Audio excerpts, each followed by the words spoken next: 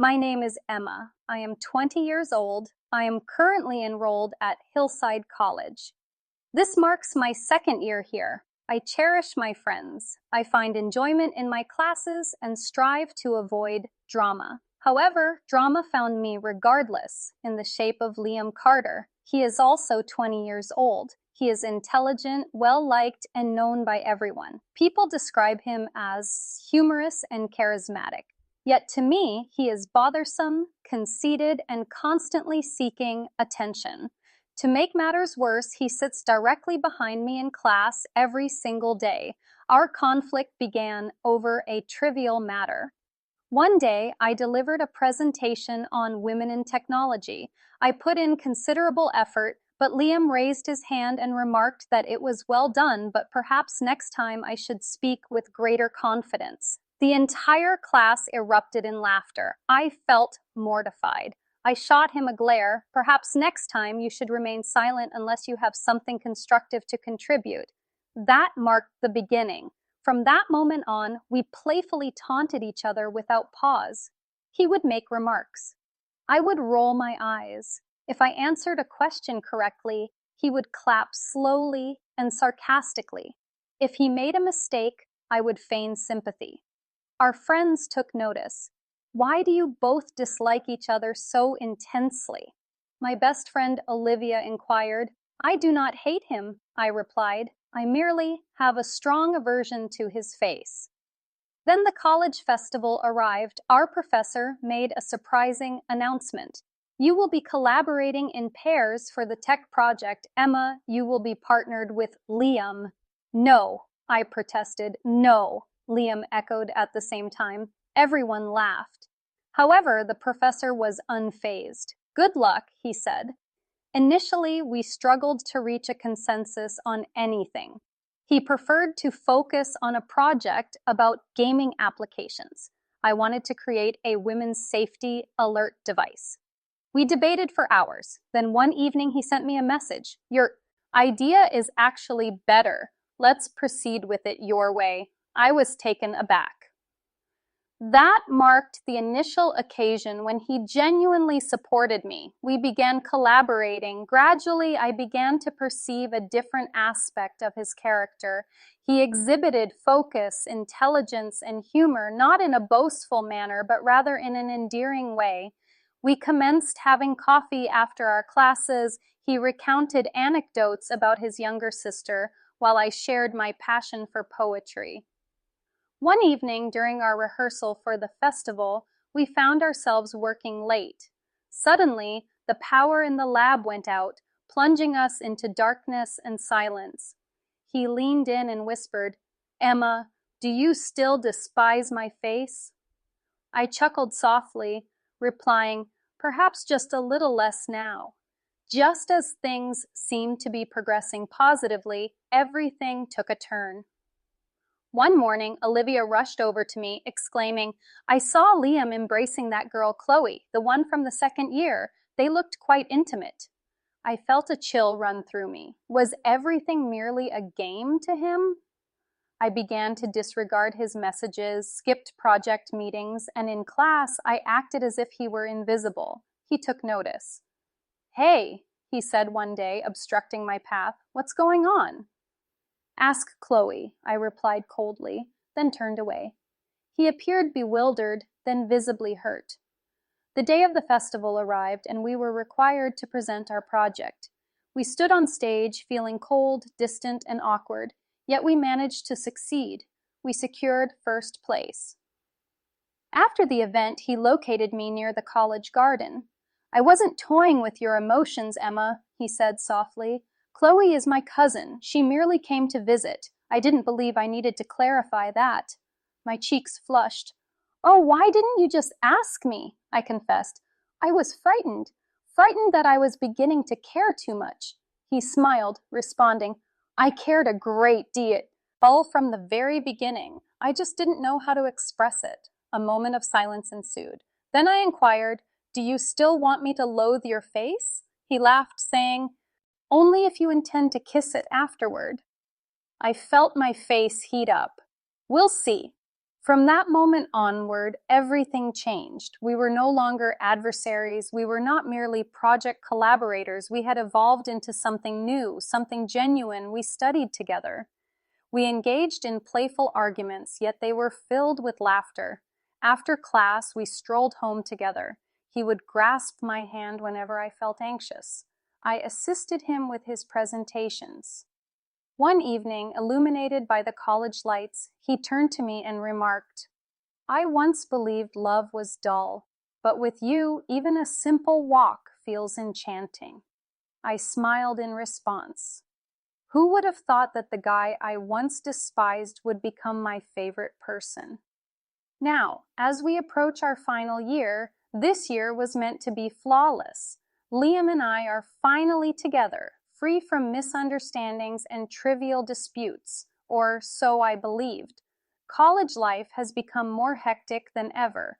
Liam has taken on the role of president of the tech club, while I have been appointed as the editor of the college magazine.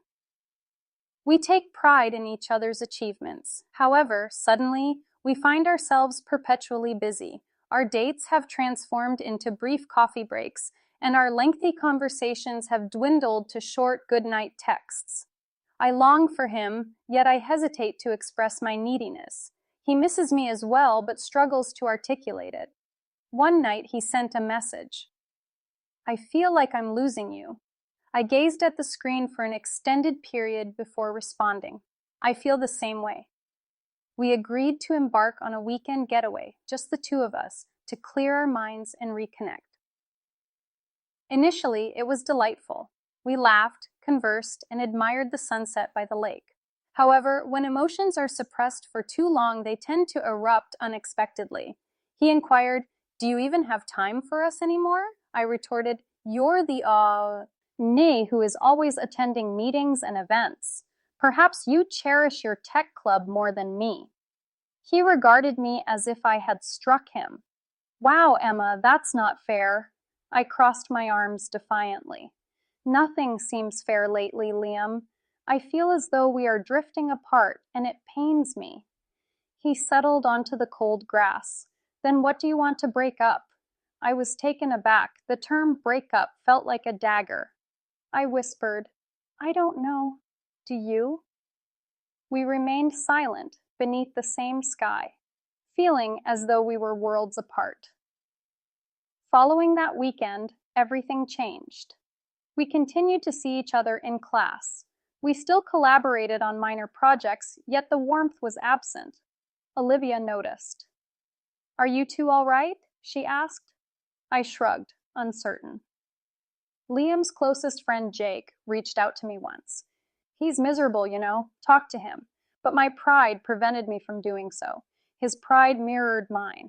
Days turned into weeks.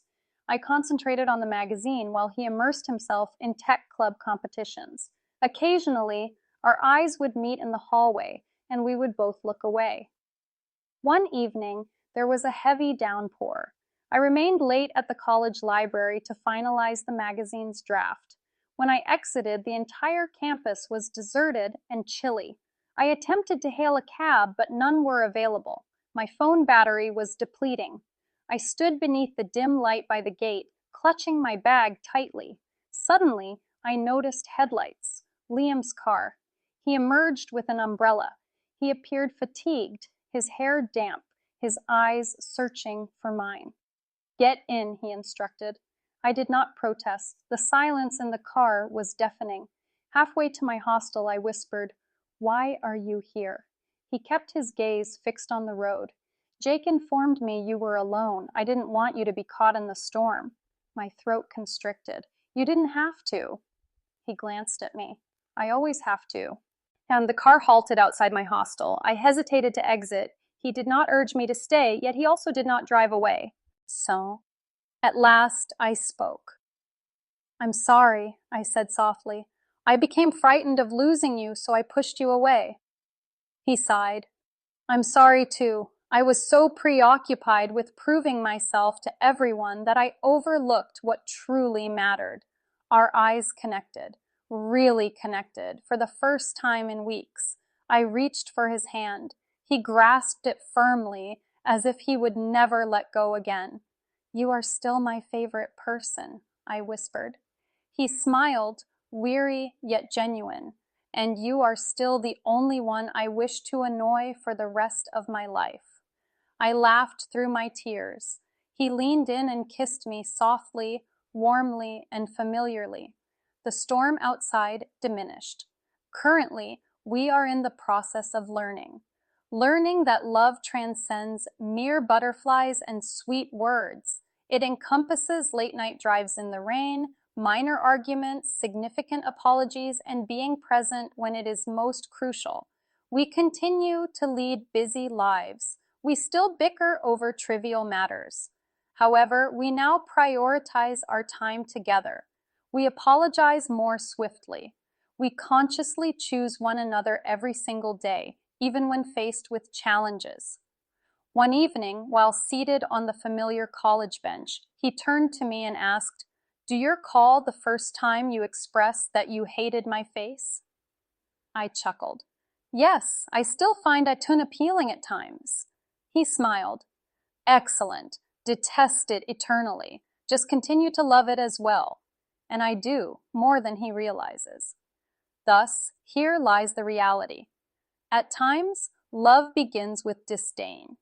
At times, it endures through misunderstandings, distance, and tempests. At times, it strengthens with each conflict we overcome together. Our narrative is not flawless, yet it belongs to us, and it signifies more than mere love.